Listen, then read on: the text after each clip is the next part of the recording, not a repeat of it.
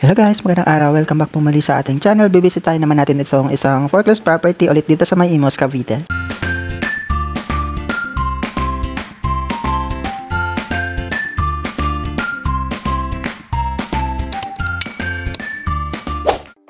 Itong susunod na property ay located dito sa may J Residences Phase B. Ang pinaka-address niya is Block 2 Lot 60. So kung napanood niyo yung previous vlog natin sa Block 2 Lot 5, malapit lang siya dito. Likod lang siya nitong block na to. Yun nga lang ay medyo dulo siya at medyo di siya ganun ka-accessible kasi yung likod nito is sarado. Kaya kung mag-access kayo doon, paikot sa likod, hindi siya accessible kasi sinarado kasi ng Shade B itong pinakakalsada nila sa likuran. Kaya yon, medyo kailangan nyo lang umikot pag gusto nyo mag-access dito or palabas kayo ng gate. So, dalawa yung access gate dito, pinaka-gate ng Jade Residences or pwede kayong dumaan dito sa gate ng Jade Villas. Ayan, dito tayo sa pinaka-block number niya. Ito lang siya. Yan, sa may kanan na side, straight lang natin itong kalsada, papunta doon sa pinaka-location ng property. Ang pinaka-address is Block 2 Lot 60, so along the way lang siya dito. Makikita nyo naman yung unit, bare unit pa din naman to at quick visit lang yung ginawa ko dito, hindi ko naman siya masyadong ini-explore kasi sarado din naman itong unit, makikita lang natin siya sa may bintana kung ano itsura ng loob. Kung naghanap kayo ng property dito sa area, baka ito na yung bahay na hinanap nyo. Yun nga lang ay under pa ito sa first public auction. So, kakalabas niya lang sa bidding. Wala pa siyang discount. So, kung gusto nyo maka-discount, pwede siyang abangan sa second public auction or negotiated sale. Kasi, doon lang nagbibigay ng discount si Pag-ibig. Kapag fresh pa kasi sa listing, under sa first public auction, wala po silang binibigay na discount. Pero, marami pa rin naman nagbibid. Kaya yon. Pero, try nyo lang magbid. Kung long term naman kasi yung kukunin nyo, wala din naman discount talaga. So, either first or second public auction, kung iloloan nyo siya ng long term or up to 30 years, wala din naman kayong makakuhang discount. Malaki chance nyo kasi fresh pa siyang lumabas sa bidding. Andito na po pala tayo sa location ng property. Katabi lang siya nitong improved na bahay na kasunod. Ayan, ito yung pinaka bahay na nasa for bidding. Tingnan natin siya.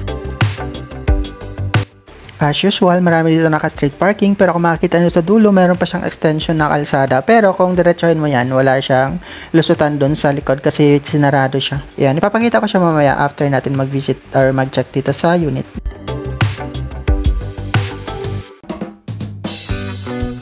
Eto na po siya, may mga nakatambak lang dito sa harapan. Hindi ako sure kung ano yun, mga buhangin or ewan.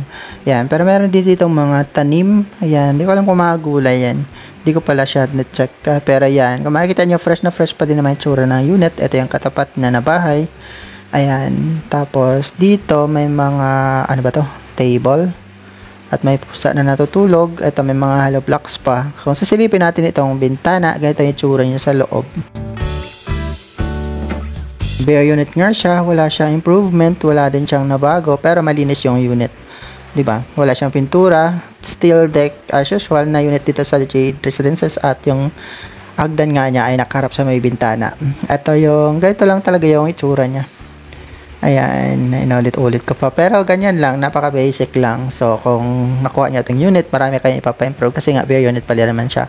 Man siyang ginawang improvement yung dating owner nito. Malamang, hindi na to tinuloy ng dating owner at hinahayaan ng ma-foreclose. Sayang din yung nila, down payment na dito at hinulog, di ba? Pero okay din naman, maganda din naman. Yung kalsada dito ay standard lang kasi.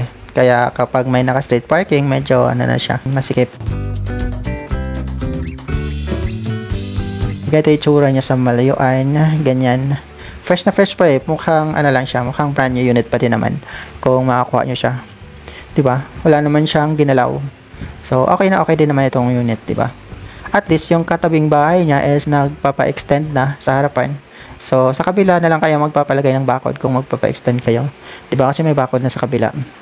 Yun, may free na kayo na bakod, diba? Yun nga lang, ay katabi naman ito yung poste ng Meralco. Yun, ang laki nakaharang. Nasa inyo na lang kung advantage sa inyo yung ganyan. Pag katabi yung poste, parang abala siya. Nakaharang talaga. Itong property available sa first public auction, no discount under tranche number OPA 1510041. Ang acceptance of bid offers is from July 14 to 18 and then ang opening of bid offers is on July 21. Itong property number 815-202-505-300067. Ang property location is at Block 2 Lot 60, Jade Residences Phase B, Malagasang 1D, Imus, Cavite. Ito ay isang townhouse na may lot area na 36 square meter at ang floor area is 50 square meter.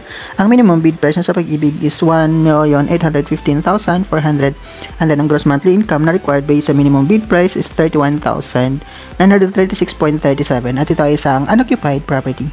Yun lang, pakita ko lang pala itong location sa likod. Kung makikita nyo, meron siyang extension na kalsada dito at may mga parking space sila.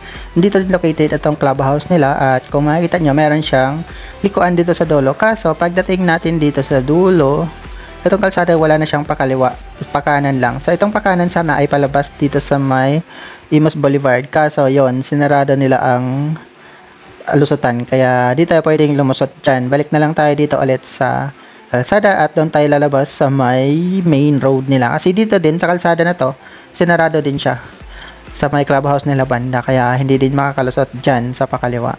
So, diretso tayo doon palabas. Kung dito kayo makatira, kailangan nyo umikot kasi nga sinarado nitong phase B itong daanan nila. Kaya hindi siya malulusutan. Sa kabilang side naman, yun yung pinaka main road na dugtungan ng phase A at phase B. Yun yung may kalsada na may lusutan tagos doon sa Imus Boulevard. So, after ng block na to, bali dalawang block, paglabas nitong gate sa JP, yun yung kalsada na kung gusto nyong tumagos doon sa likod, papuntang Bagong City Hall, dyan kayo daraan. Dito ko lang tatapos itong video. Maraming salamat sa panonood. Hanggang next time po muli. Ingat tayo palagi and God bless. Good luck sa bidding.